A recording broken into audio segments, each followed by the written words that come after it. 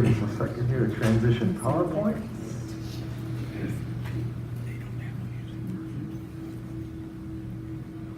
Everyone's so quiet. Are you sleeping? Listening. Okay.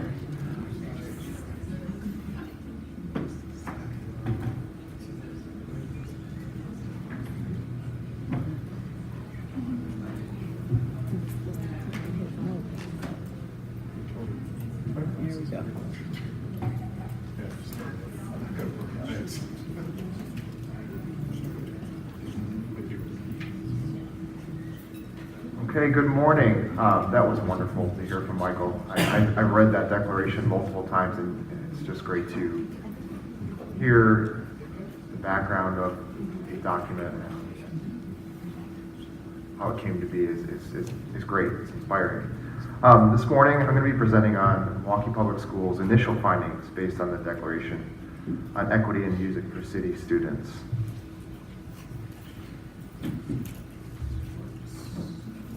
You can do it.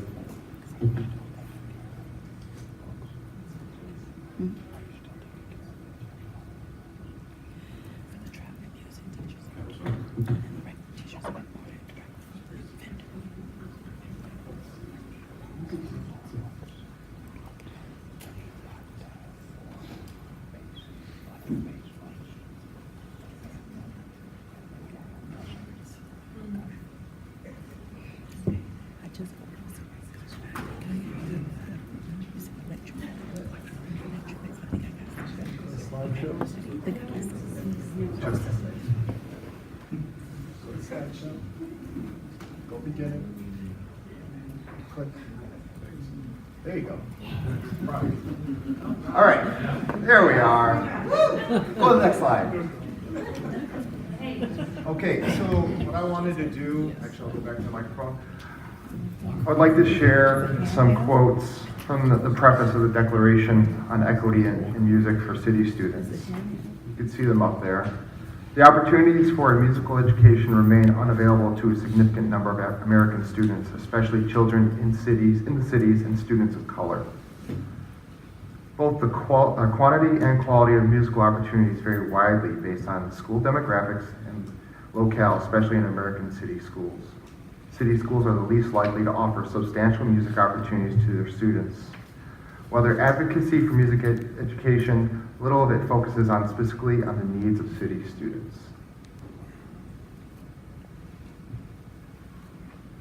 So what we're going to be doing for the next hour, here are our objectives. We're going to report initial findings after critically examining the MPS community's commitment to equity in music, using the Declaration on Equity in Music for City Students as a framework. And then you'll see in the next hour, we're going to hopefully galvanize conversations at the local, regional, and really this has an impact at the national level on equity of music for city students. So what we're going to do, we're going to kind of follow this format. We're going to be going over the 8 statements in the Declaration and critically examining the city of Milwaukee and what we found from these initial findings. Just as Michael said, we call for every student in every city in America to have access to a robust and active music life. So what is an active music life? And you see it there. There's these characteristics. For the initial finding, I wanted to focus on number 1, accessible, sequential, and robust music instruction in schools. So first and foremost, let's get into context because not everyone here is from the state of Wisconsin. And I want you to just take a moment to read the Wisconsin Department of Public Instruction. This is the administrative rule for music instruction, that is the language that's provided by the state.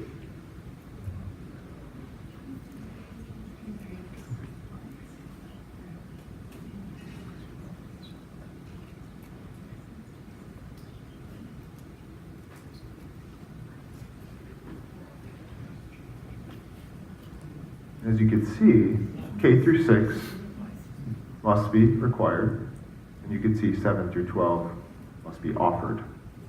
We're going to look at our district and we're going to see how well our district actually does that.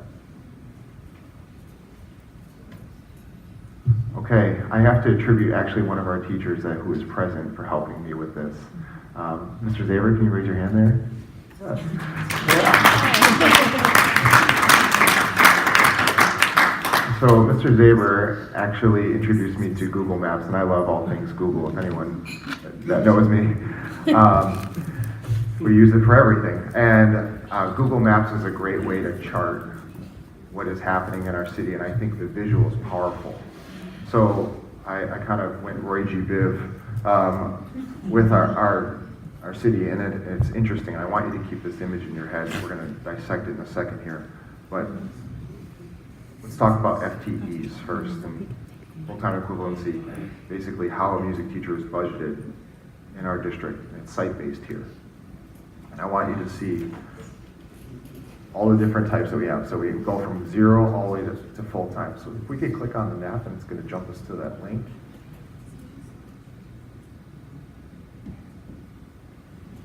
Great. Can you hit the red? Those schools have no music, period. Go to point 2. Are these all K-5 buildings? It varies. If you look at the orange, I want you to note specifically where orange is in the city. 52 schools have 1 day of music instruction. Point 3, there's one school, not sure why they did point 3. It's Keith Avenue. Point 4, yellow.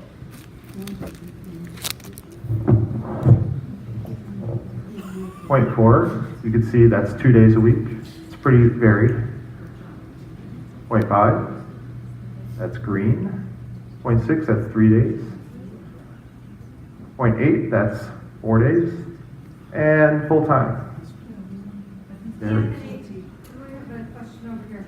So you're talking about the amount of days that the teacher is at the school, Correct. not the number of days that each kid gets in the school. Correct. This is the number of days the teacher is at the school, period. Thank you for asking that, for that clarification.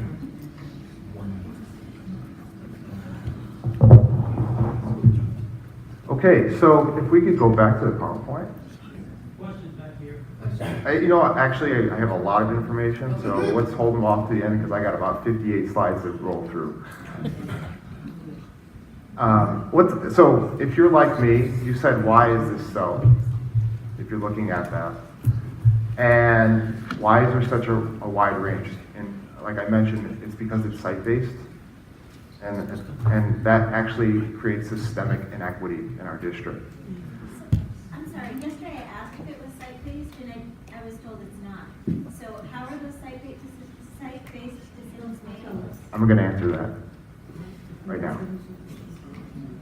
So let's talk about this. So I found this from our Office of Finance, and I actually had some conversations with some of you. So Administrative Policy 7.25 impacts that site-based model. So we could see that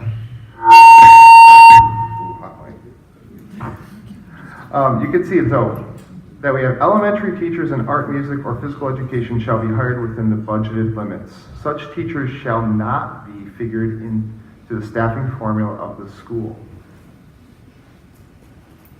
That creates some major issues, some equity issues. Other thing I want to point out for clarification, specialty teachers, that's defined as art, music, and phy-ed. I'm not sure if that is a commonality, but I'd love to hear some input when we discuss later about how art, music, and phy-ed teachers are, I guess, labeled in your district.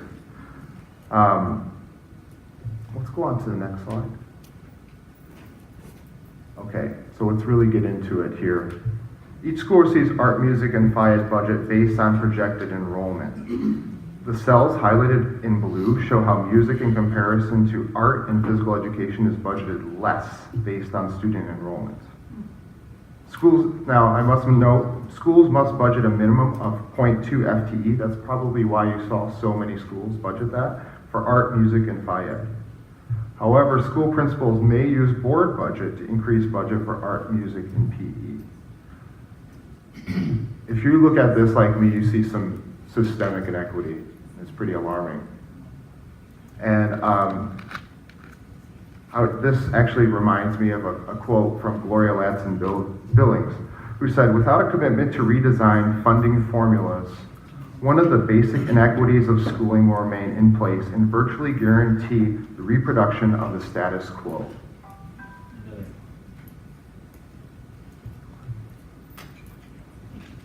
So, as you can see in our district, and I'm sure it's similar to some of yours, art, music, and FIAD kind of get grouped together to this acronym of AMP. And what we did here was chart out what the requirements are for music. And it varies because it is site-based, but I just want to talk through what is put out there for our district. So you can see kindergarten, it's recommended that they receive 30 to 45 minutes of instruction per week. And then grades 1 through 5, 45 to 60 minutes per week. And it's taught by a licensed music teacher. Grades 6 through 8, the recommended minutes are 45 to 60 by a licensed music teacher. And then you can see across the board for music and arts, or all arts, high school must have 1 credit in an art form. So those are some pretty stark findings for us. And this is, I think a lot of this information is what our teachers live with every day. Go on. So each person deserves opportunities to participate in social, cultural, and educational spaces, as Michael said, as to develop as an individual. This call is animated by values of dignity and inclusion. So if you look at the Declaration, if you're like me, I really like this diagram. An active music life exists at the intersection of social, educational, and cultural rights, rooted in the inherent dignity of each person. Access to an active music life is a cultural right. To be denied the rights is to experience exclusion from educational, cultural, and social spheres. Participation in the cultural life of the community is a social right. Therefore, education in music is an educational right. An active music life affirms the dignity of individuals and communities. And I'm actually going to go, next slide, to Article 26 in the Universal Declaration of Human Rights. Go ahead and take 30 seconds to read that.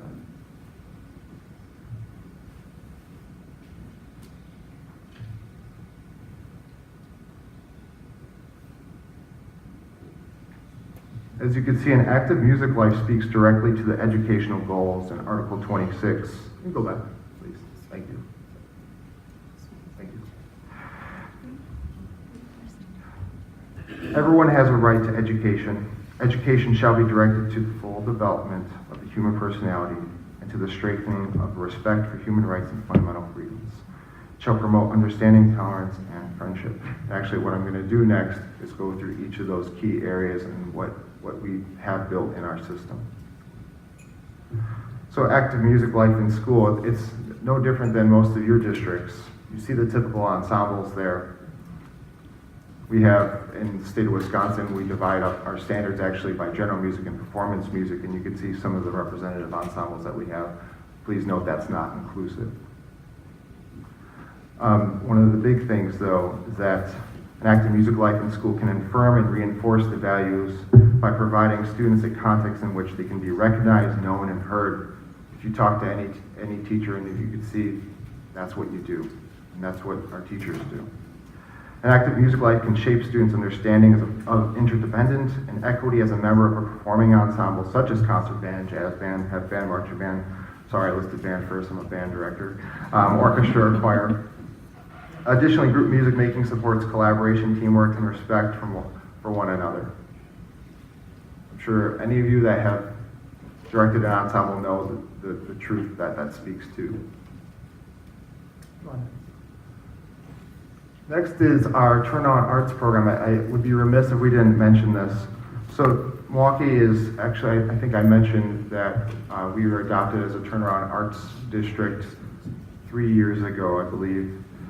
This program is now a program of the Kennedy Center. Turn On Arts brings arts education resources into priority and focused designated schools as a strategic tool for targeting larger school challenges and opportunities.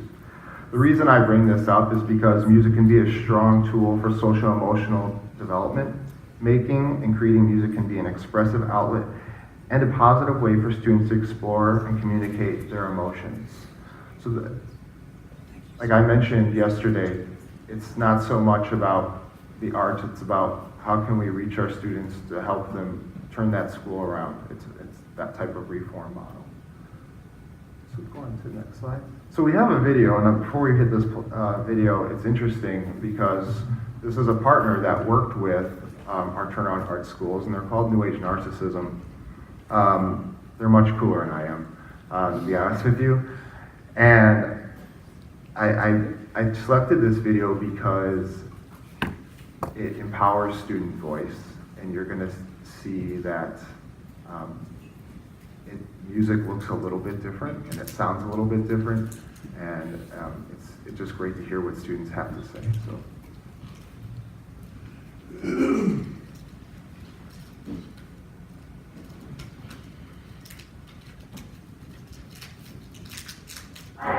Lord Freddie leads the kids in a lot of self-affirmations. I'm intelligent. I'm more than relevant. So let's get it. Let's get it.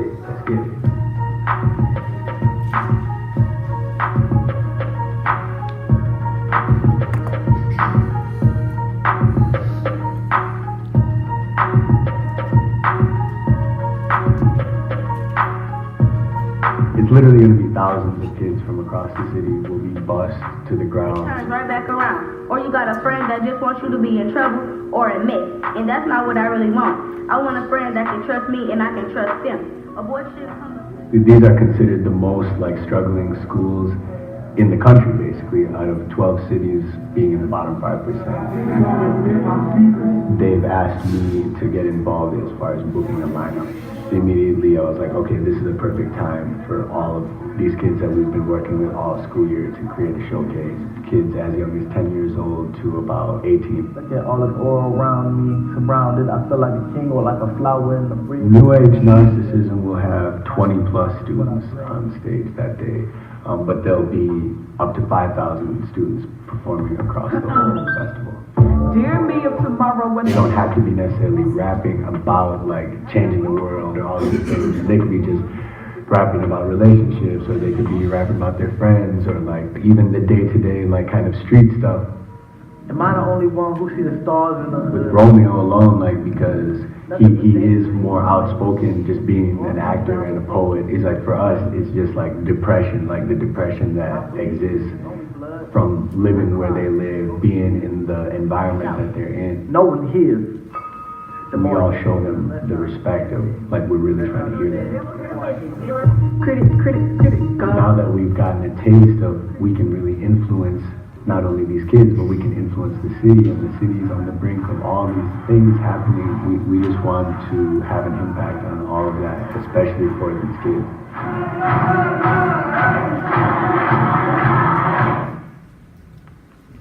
One of the reasons I love that video is, I don't think we heard it in this quote, but the young man, Romeo, there's a line he has, he's like, I don't want to be a nobody, I want to be a somebody. I want to come back to my community and be a somebody in my community. And it's great that the areas that New Age Narcissism works with, they go into some of our toughest schools, and the schools that most partners don't want to go into. And they work with those students, and they give them voice. And I just find that to be so incredibly powerful. And I just thought that was a really cool example. That's something that has been established in our district, and we're going to continue to build upon. So I have a question. Yes, Is that sure. a question? Yeah. So I'm sorry, you just said that some of the schools partners don't want to go into.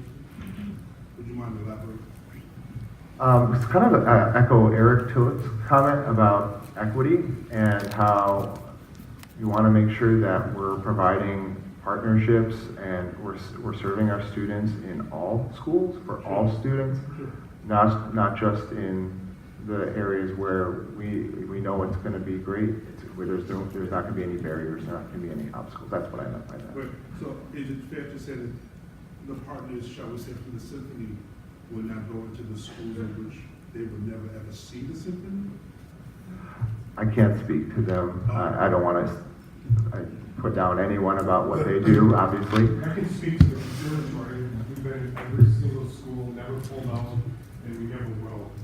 So if there's a problem or a situation that comes up, we have not pulled out once out of any situation. That's great. That's all. The problem is that's contrary to what he just said. He just said some partners don't go to school. And yes, I don't know about other partners, I'm just telling you. Great, thank you. The partners, I'm sorry, so then I did have a question.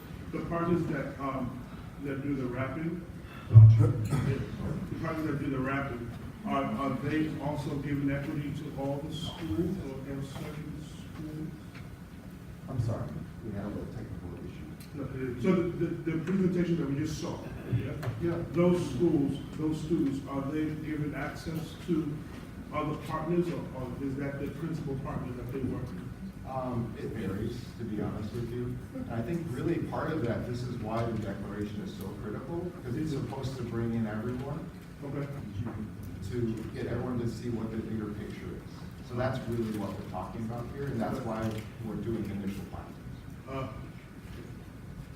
I promise we'll answer more. Just for time's sake, Can you go to the next slide, please? Keep going. Keep going.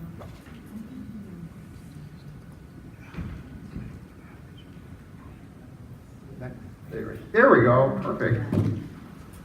So I want to move on to our next statement, which is we decry the inequities that deny some students access to an active music life. I'm really appreciative that the verb decry was in there. Go on next. American cities, just as it states in the Declaration, we have rich, diverse cultural environments. We have close-knit, supportive communities. And we have access to so many cultural institutions, libraries, music venues, universities, and museums, and public spaces. We don't need to go to the website, but the reason I put that on there, if you were to go to visit Milwaukee, you'll see all of them. And I'm sure maybe some of you, when you were planning your visit here, you see all these great things. But that doesn't tell the whole story, right? I think all of us know that. So despite these assets, many city schools do not offer students robust and sequential music education opportunities. There are strong correlations between a school's music offerings and its proportion of students from low socioeconomic, non-white, and immigrant backgrounds. If you're like me, you ask why. Why is that true? And I have a good quote from an author from the Milwaukee Journal-Sentinel. Milwaukee's plight, as is true in so many other American cities, is rooted in complex and interdependent issues of housing, jobs, and schools, all of which are shaped by race and class. So I want to talk about student poverty, and here's a few facts that we have in our district. So in total, we have 161 schools. A lot of people have asked me how many students do we serve. I believe I've been pulling this data relatively, like almost every day to make sure it's up to date. 75,787 current students. We have 82.2% economically disadvantaged, 11% English language learners. 100% of our students actually receive free breakfast and lunch, and that's because of the community eligibility provision, which allows schools with high numbers of low-income children to serve breakfast and lunch at no charge without collecting school meal benefit applications. So that's been a really big deal for us. So I bring that map back, and it's because to refresh your memory of what it looks like. Now, if we could go to another map. Let's go to the next slide. So this is a terrible map. I apologize in advance because it's a JPEG. The reason I use this map is that you can see there's regions, and actually this is how our district is broken apart as far as support for those regions. We have these regional systems of support. So in the purple, you can see that's our Northwest region. Central, that's our central, that is green. East is blue. And then Southwest, you can see, is that kind of soft orange color. So I'm trying to give you kind of that visual map. So what I want to do next is let's look at ethnicity of our students in each of those regions. So this is the Northwest region. Key demographic that I want to point out there is that there are 78% Black or African American students. Go next. Central is very similar. We have 79% Black or African American students. East, I want to note that East is more, I would say, is the most diverse region with 42.3% Black or African American students, 21.7 Hispanic students, and 24.6 white students. And Southwest, highest population of Hispanic students with 69.4. So our challenge here is to reverse this pattern and ensure that all city students have access to an active music life regardless of their socioeconomic status, the color of their skin, or their birthplace.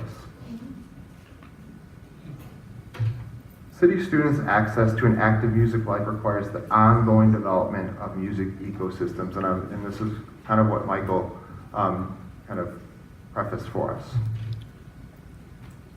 So an ecosystem is a network of interacting individuals, communities, and a system in which diverse elements are balanced and thrive. Therefore, a music ecosystem is the network of music-making people, places, and systems that characterize the city's music and cultural life. So I don't have all the data, but I wanted to share out what I did have because I thought that was important to share with you. So what I did was I took kind of all of our participants in our music ecosystem and I reported out what we had. So, don't go too fast. So, like I said, we had 75,787 students. We have 75 music educators. There are 5,000 just general education teachers. It seems like our school leadership and our central service leadership is always changing, so I didn't provide that quite yet. I see like some head nods when I say those things, because I'm sure it happens in your city as well. Communities, I just listed some of the main ones that we have. You can see that Milwaukee is no different. It's broken up into these neighborhoods, and really this is how our district gets broken apart. And then obviously I put some partner organizations. This is not a comprehensive list because there are so many, but I just put some down that are music specific that we have worked with. So those are the ones you see there. And then for universities and institutions with music education programs, we put down some of the local ones that are near our district, and that's not all of the music education programs in the city at all. But I just put down some of the ones that are in the area. So to make this work, we have to have all of these elements, all of these participants healthy. They need to be balanced, really. That's how this will work. So what do we need to make this happen? We need school district and city leaders to prioritize access to music making as an essential part of every school's curriculum. Local partner organizations that complement and support music opportunities for city students in and out of school. And we also need music educator and teaching artist preparation that cultivates and equips teachers to serve in diverse urban settings. So we call for all city students to have access to in-school music education taught by a certified music educator. So confronting these inequities in school-based music education will require a twofold effort. So the first and foremost, and you can see based on our data, we need to create more music programs. And then the second part is that we need to strengthen and expand existing music programs so that they become more robust and inclusionary. So one of the big things that when I was thinking about the declaration is that I would be remiss if I didn't mention ESSA, or the Every Student Succeeds Act. And the reason this is important, I'm sure this is important to all of you as well, is that music is recognized as part of the well-rounded education for every child, and that has some major implications for us at the local level. And it's interesting to see that it's not always correlated to what happens from the federal to the local level. Just a few notes about this. Music must be included as a core subject. As ESSA states, music is included as a well-rounded education, and this language makes it clear that music should be a part of every child's education, no matter their personal circumstances. Congress expects students to provide, or expects schools to provide a well-rounded education, so therefore our students need music education. It's a must. So let's kind of clarify, what do we mean by access? Access does not mean existence of music opportunities at a school. It means that opportunities are easily accessible to all interested students. However, sometimes we run into barriers. Now this isn't, again, this is not a comprehensive list of barriers. These are kind of the barriers that are outlined in the declaration, and I wanted to explore those with you. So you can see there's financial, social, instructional, and musical. So let's go to that. So financial barriers. Again, I just put down some representative ones that I've noticed and that we have in our city. Instrument rental or instrument purchase. Just as a fun fact, we rent instruments to students from our district office for $10 for the entire school year.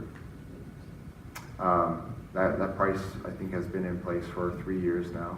And actually, I should, you know, she hasn't gotten any kudos. Can you help me out and give Sarah Zawodowski kudos?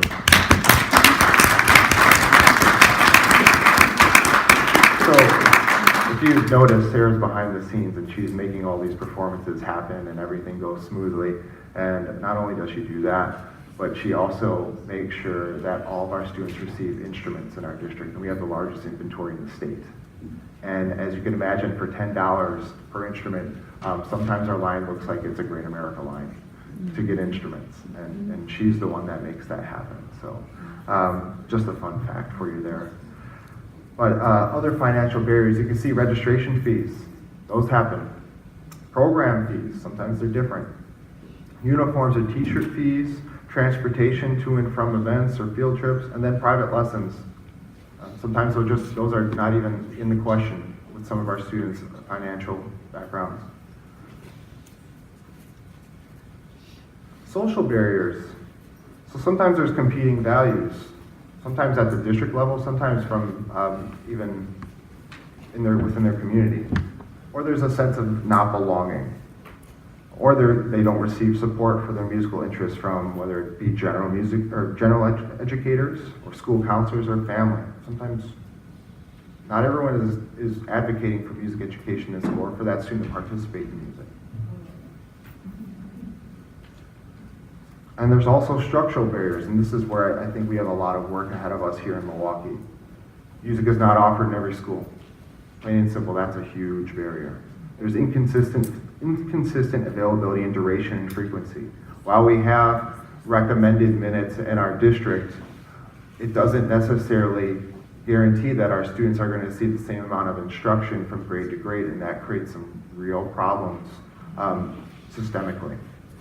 Scheduling, where's Danielle? We talked about scheduling and how that's a major issue in our district. And then also lack of music educators, getting them to come to the city and teach in our schools.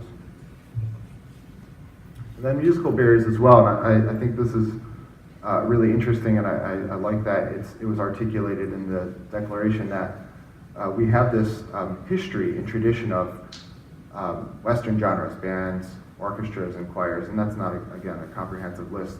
And that's usually reflected in our course offerings. And does that always match our students' interests and match a good entry point for our students so they could feel involved in music? So I think that's a really good thing to question. So as we've kind of talked a bit about with the Wisconsin Conservatory here, we call for strategic partnerships with local organizations to expand and enrich cities' music ecosystem. They're a part of the picture too. I think a lot of times we only think that school districts are, but there are so many participants in a city, and everyone is part of that big picture. So what do we need them to be? And I think this makes very clear sense. We need them to be meaningful. That means sustainable. They're meaningful to our students, and they're sustainable. Collaborative. I think sometimes, I know we have a lot of work ahead of us as far as how can we make sure that all of our partners are working together with the school district so that we can provide the best music education to our students. And they must be additive. They can't supplant. It's supplement, it's not supplant. So I think that's a really important distinction. So one of the things that we've had in our district, and that it's been interesting is that we had an issue, and you've heard me say this already, we had a lack of licensed art and music teachers available to fill vacancies in our district.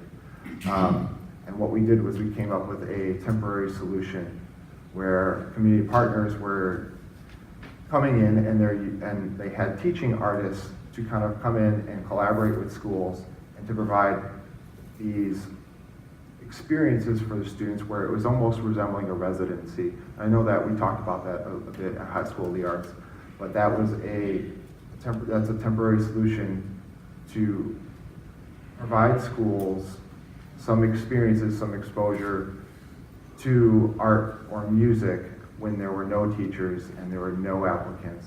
And our partners, big kudos to them, they stepped up to help. So, and actually those are the partners. And that's all I wanted to note about that.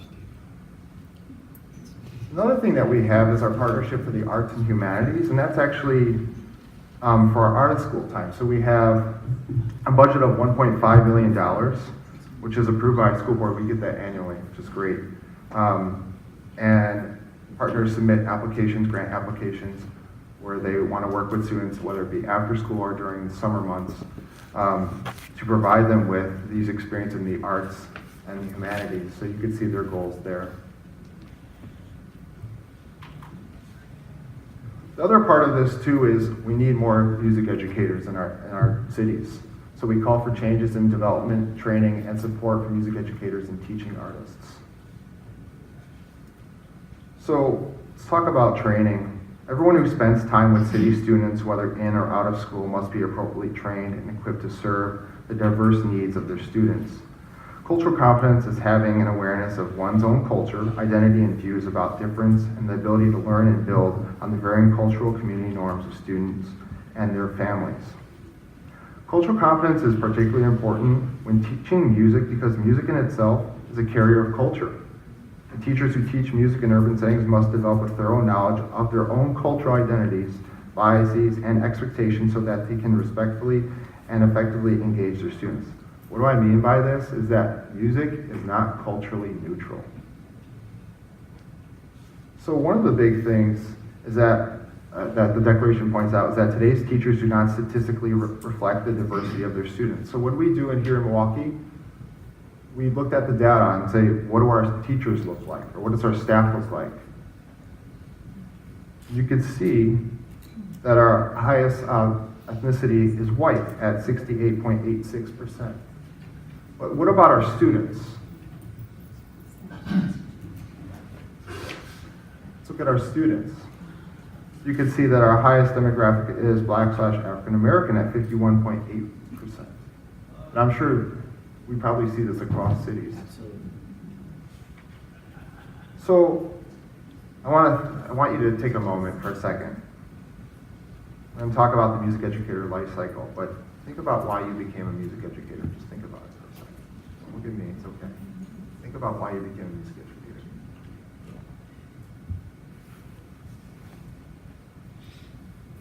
So if you're like me, I thought about a person. For me, that was Mr. Dan Ellis. And he was an influential teacher for me, and he inspired me to become a music educator. If you're like me, you had that teacher in your mind that said, I want to be like that person. I want to make that difference. And that's kind of what the music educator life cycle speaks about. And the problem is that if this breaks down, it adversely affects who becomes a music educator. So why do I bring this up? Many city students, particularly those who are students of color or are from low socioeconomic status backgrounds, lack music educator role models, and with whom they share similar characteristics. Therefore, one of the goals that's talked about in the Declaration is that we need to diversify who our music educators are. So, like I mentioned, these are the ones that are kind of like in the nearby metro area that have those music education programs. And it's just kind of just like for you to get context about what is happening in our city. So we know the traditional routes of becoming a music educator. You enroll in college and you maybe audition into the program and you're on your way and you student teach and become an educator, right? That all works really well until that system doesn't work, right? Where we're not getting diversity and there's some barriers to becoming getting into that school of music or becoming a music education student and then becoming a music educator. So one of the things that the Declaration speaks about is what are some ways that we could have alternative pathways for people. So it's actually interesting, and I'm so glad we didn't actually plan this, but UW-Milwaukee, which I brought up, has a post-bac program. So actually, if you remember Andrew Lardner from Allen Field, he joined our district and he student taught, but was actually hired.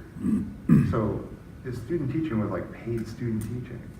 It's actually kind of interesting that we were able to make that work. So his student teaching where he got observed and all that, but he was actually hired as well. So it was an interesting and I thought a creative solution to having those students come in, but also a way for them to afford the cost of getting their degree and certification while joining our district.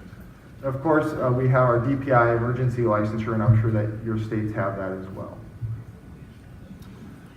We also have in our UW system, our University of Wisconsin system, is our Institute for Urban Education. And the reason that this is important is because the Institute's charge is to advance the field of urban education and to recruit, promote, and retain high-quality educators for urban districts. So what their three initiatives are rooted in is clinical experience, professional development, and scholarly research.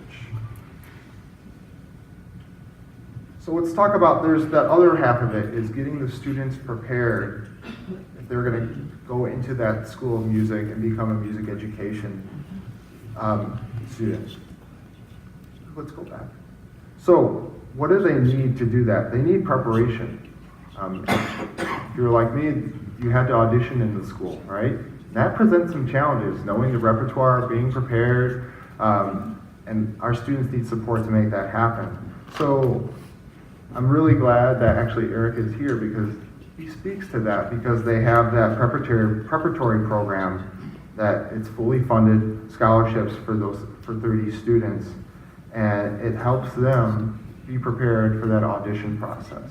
And we also have the Milwaukee Youth Symphony Orchestra, and they have all those ensembles, and they have a mentorship program. What they're trying to do is not only help those students musically, but they're also helping them socially, the whole child. That's what they're really trying to address, to help them be prepared to take that next step if they were to become a music educator.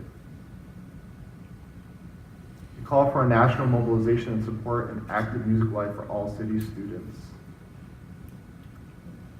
And then the final call, we call on stakeholders to pursue equity in music opportunities so that children in every city school are afforded this fundamental right.